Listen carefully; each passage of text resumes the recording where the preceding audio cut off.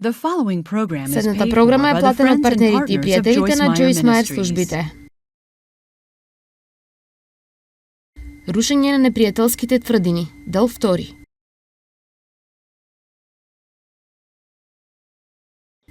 Нашиот ум е бојното поле. Ѓаволот работи усредно да изгради тврдини во нашиот ум. Тој си го користи неговото време за да работи на својот план. Затоа, сега ние ќе проучиме малку како работи тој план со тоа што ќе споделаме на споредба со вас, а тоа не е парабола која Исус ја кажа. Ова е моја парабола која јас ја направив и се наоѓа во оваа книга. Бојното поле на умот. Затоа ќе треба да се препуштите и да дозволите да ви прочитам една мала случка овде.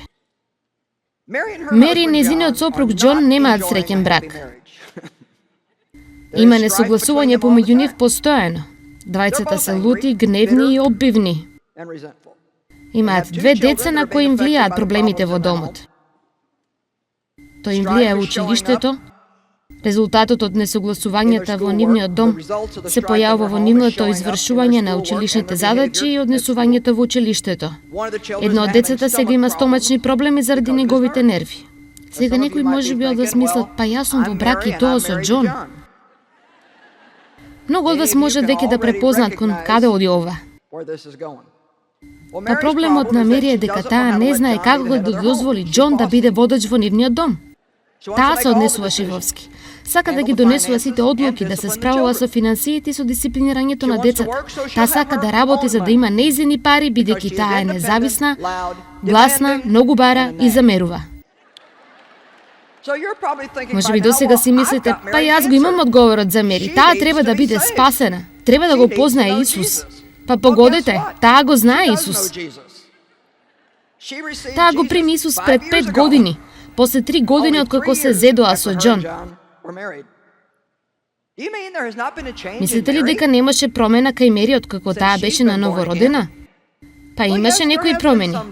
Таа сега верува дека ќе оди во небото ако умре. Но се уште живее под некои постојани осуди, бидејќи се чувствува толку лошо за нејзиното однесување, што изгледа дека не може да се контролира. Таа има некоја надеж сега отколку пред да го сретне Исус. Беше мизерна и безнадежна. Сега таа е само мизерна. Сигурна сум дека Мери беше сладка девојка која го сакаше Исус, но таа имаше тврдини во нејзиниот ум и се дури тие не се срушени, ништо не може да се смени за неа.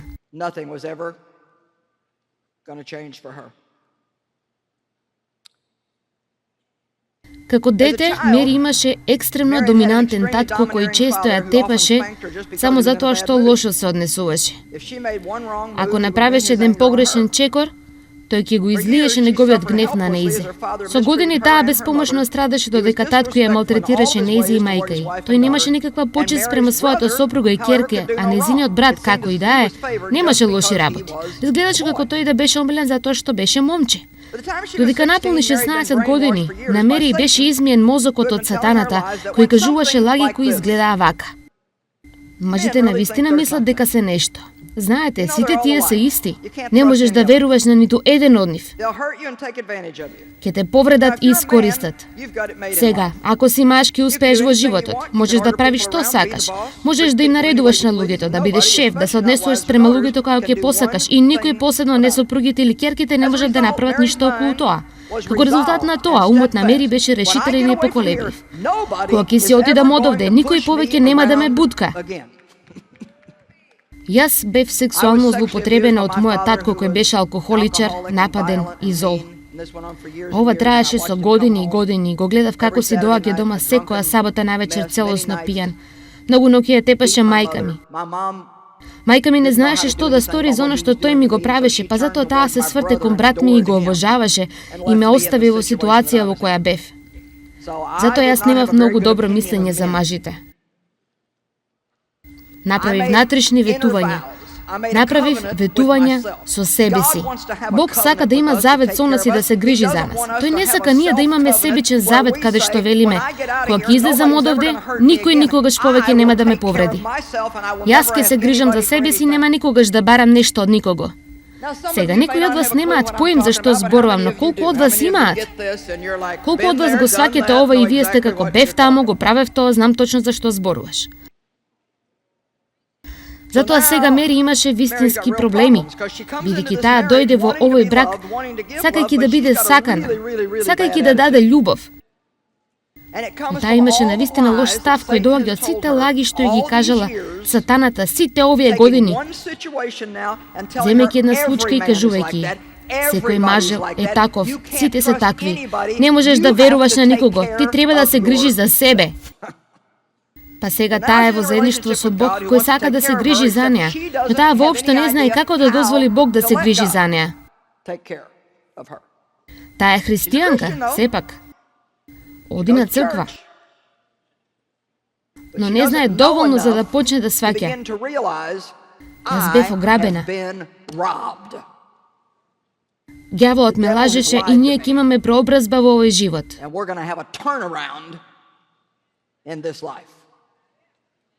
Амин.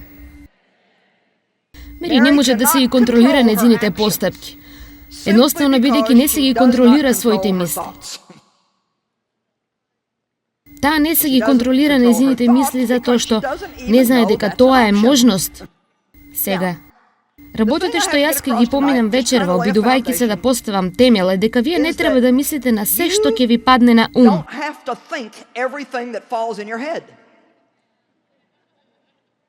Зборот Божи, кога ќе го знаете, станува филтер за вашиот живот. Јас мислам на ова понекогаш, кога се обидувам да гледам телевизија денес. Кога станува интересно, дури и кога се обидуваме да најдеме нешто за гледање. Но Божјото Слово е како филтер за мене. И тоа е како: јас можам да видам двајца луѓе. Тие се на состанок, седната работа што ја знаете, тие скокаат во кревет еден со друг, пред да го најдете далечинскиот управувач и да го смените каналот, и вие сте изнервирани од целата работа. Но работата која е добра за мене, сигурно сум и за многу од вас, е дека тоа не ми искушува да направам нешто, бидејќи јас го имам мојот ум. Словото кое што е филтер овде. Знам дека тоа е погрешно, но јас сум многу загрижена за сите луѓе во светот кои не знаат дека тоа е погрешно и тие учат од зли работи и мислат: па тоа е она што треба да се прави. Јас ви ја зборувам вистината. Начинот на кој луѓето се однесуваат на телевизија е често глупав. Сам тие го нарекуваат тоа реалити ТВ, а нема ништо реално во тоа. Мислам, толку сум изморена од гледање како маж бакнува жена. Жената почнува да го соблекува мажот. Знаете што? Јас сум во брак со Деј 47 години. Се уште му ја неам расцепано кошулата.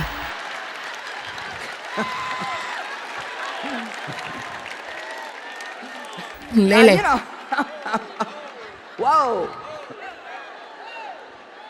И потоа сите тие работи даваат глупави идеи на мажите. Потоа тие не се среќни со своите сопруги и знаете, почнуваат: па зошто не ми ја расцепиш мојата облика? Па нема никој расцепен.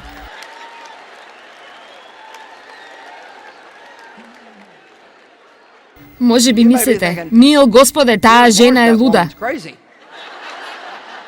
Не, јас ви ја кажувам вистината.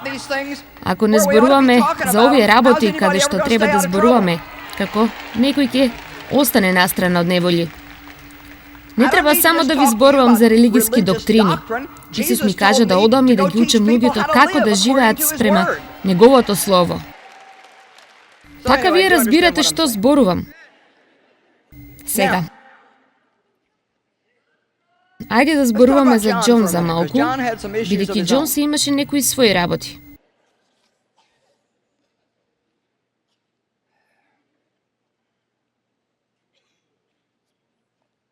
Џон требаше да си ја завземе улогата како глава на семејството, како што Бог имаше замислено, да обезбеди духовно водство во својот дом.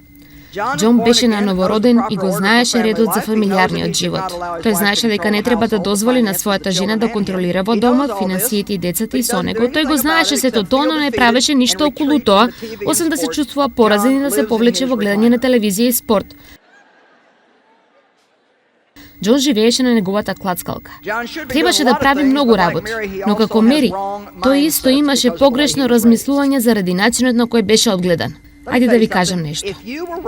Ако сте биле одгледани во здрав, дури разумно здрав дом, би требало да благодарите на Бог секој ден. Ајде да ви кажам нешто. Вие сте далеку напред во играта, бидејќи многу од нас се одгледани во максимална дисфункција. Мислам, ништо не функционирало спрема нешто нормално, па така доаѓате со многу товар и ви зема многу време да се растоварите. Така јас ви велам дека ако сте биле одгледани од родители кои биле дури половина нормални и се обиделе да бидат пристојни кон вас, вие би требало да ги цените и да благодарите на Бог за секој мал дел на нормалност што сте го имале во вашиот живот. И би требало да бидете малку потрпеливи со некои од нас кои не сме го имале тој начин. Дејв беше прекрасен, исполнет со дух, 26 годишен, згоден, мускулест млад маж. Тој го љубеше Бог. Беше одгледан од побожна мајка. Иако неговиот татко умрел од алкохолизам, неговата мајка, побожноста во нивниот дом заради неа премостила се што требало да биде проблем за него. Затоа, мајки и татковци, ако еден од партнерите не го прави она што треба да го прави и предизвикува проблеми, држете се до Бог. Учете ги вашите деца што е правилно и ќе можете да го совладате сето тоа. И Дејв сакаше да се жени. Тој се молеше Бог да му испрати сопруга. Тој се гледаше со 3 различни жени во тоа време и беше агресивен по тоа. Тој не беше човек кој што веруваше само во молитва без акција. Се молеше и делуваше во запознавањето. И изгледаше агресивен. Тој рече дека знаеше дека никоја од нив не беше правилната за него. Тој рекол: Боже, дај ми некого на кого му е потребна помош.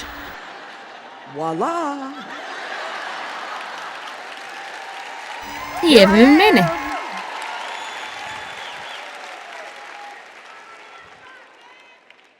Сите вие кои се молите за некого за брак и сакате ова да биде совршено и она да биде совршено, духовен джин и ова и она, без мана и така натаму и натаму, може би Бог сака да ве употреби да помогнете на некого.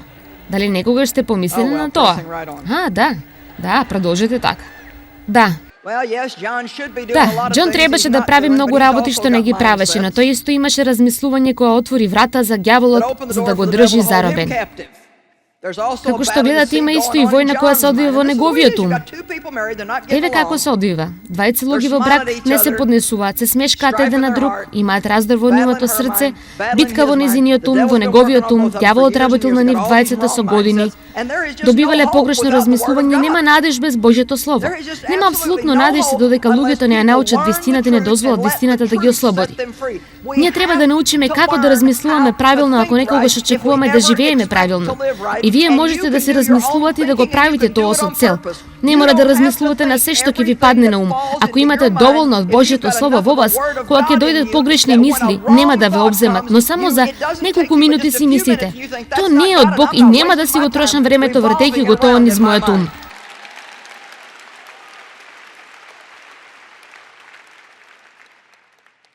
Исто како Мери, Џон беше вербално напаѓен во неговото детство.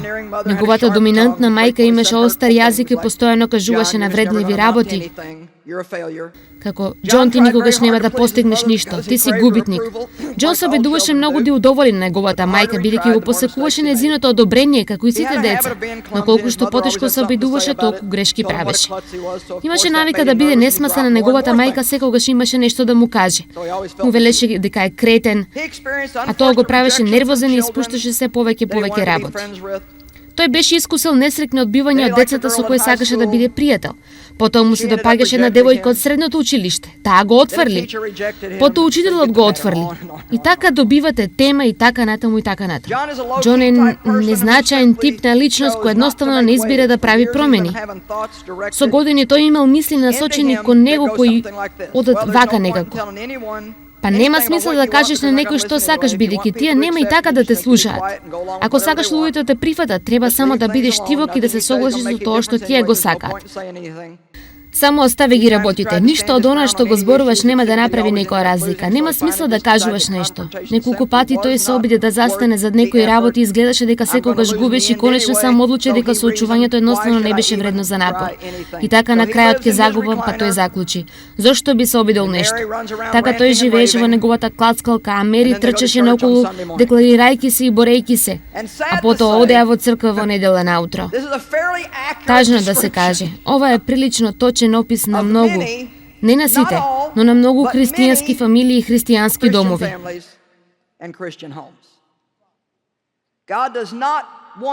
Бог не сака само да зборуваме за победата. Тој сака да имаме победа. Тој не сака само да гледаме напред на добрите стари времиња кога конечно ќе одиме на небото и нема да има повеќе плач и солзи. Вечниот живот почнува во момент кога го примате Христос, а вечен живот значи да имате живот како што Бог сега го живее. Ние треба да имаме живот на истиот начин како што Бог има живот. Некој нека даде на Бог голема слава. Сега, првата работа која ќе треба да си ја смените во размислувањето, ако поминете преку овој процес, а обновувањето на умот дефинитивно е процес, секој нека каже процес. Процесот има почеток и крај, но исто така има и средина. И многу пати средината е подолга колку што ние би сакале да биде. Кога ова ќе заврши? Кога ќе биде готово? Кога јас ќе се променам? Кога ти ќе се промениш?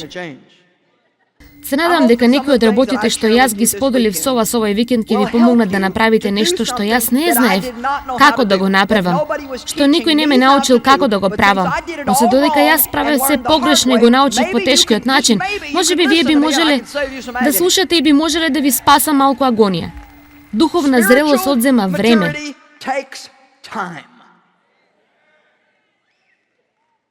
Многу време. Нема се да правите правилно.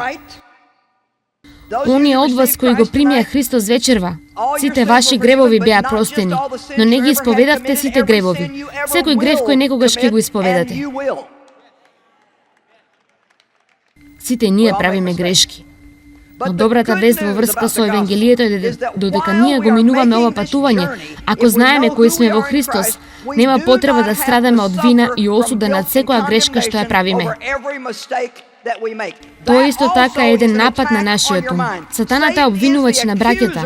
И моментот кога правите грешка или дури кога мислите дека сте направиле грешка или ви се наметне како да сте направиле грешка, тој ќе ве оптужи. Еве ти, гледаш, нема никогаш да се промениш. Сигурно не мислиш дека Бог ќе ти ги одговори молитвите.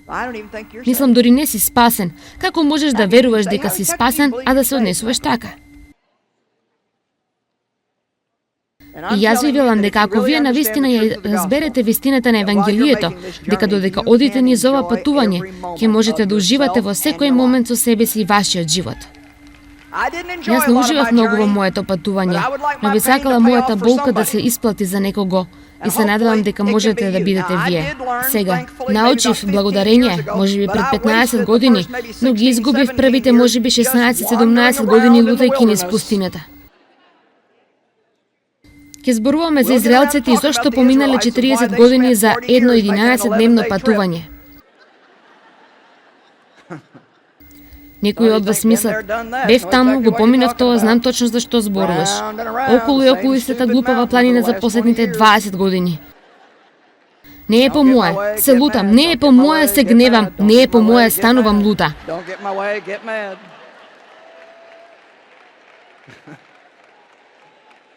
Мислам дека ќе бидам среќна кога сите ќе се променат. Ако ти се промениш, јас ќе бидам среќна. Се обидувам да те променам тебе. Ти не се менуваш, јас не можам да бидам среќна. Беше прекрасен ден кога јас конечно слушнав од Бог дека не беше одговорност на некој друг да ме усреќи. Но тоа беше нешто на кое јас требаше да работам помеѓу мене и Бог. Не можев да бидам гневна на Дејв постојано бидејќи тој не ме правеше среќна и да се гневам на децата бидејќи тие не ме правеа среќна и гневна на мојот шеф бидејќи тој не ме правеше среќна. Вашата среќа е ваша одговорност. Јас реков, вашата среќа е ваша одговорност. И никој не може да ве направи мизерни ако вие не им дозволите.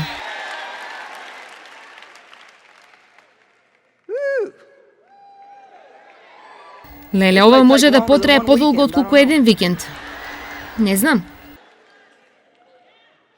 Затоа сакам да ви кажам, ако го сакате ово патување, треба да одлучите токму сега, вечерва, дека нема никогаш да се предадете.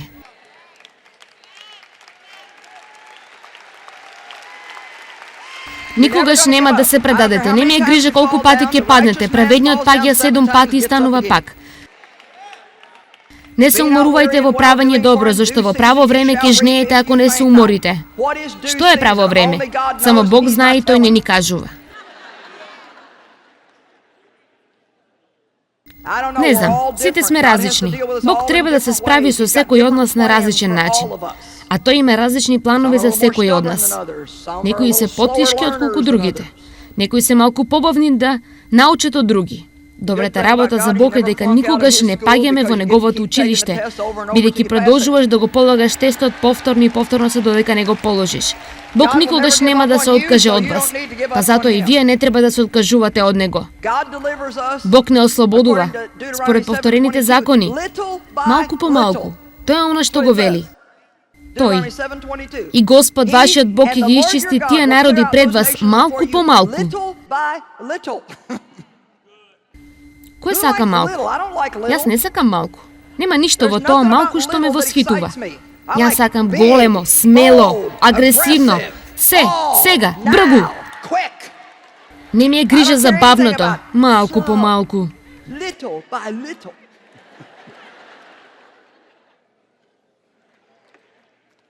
Останатиот стих вели, за да не се размножат полските зверови помеѓу вас. Што значи тоа?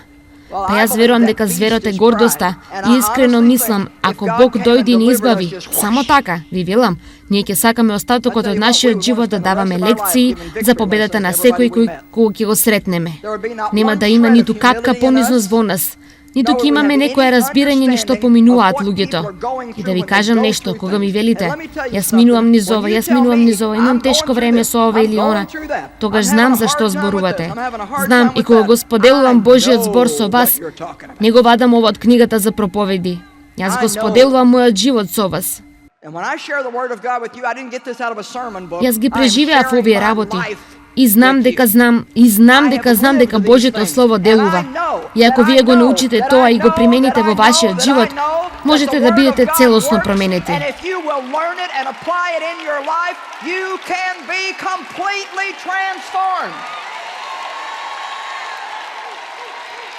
Не би можеле, ако можеби, вие ќе бидете целосно променети преку Божјото Слово.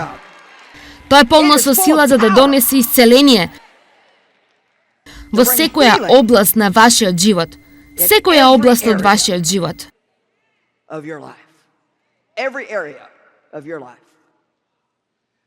Сакам да се опрем за момент.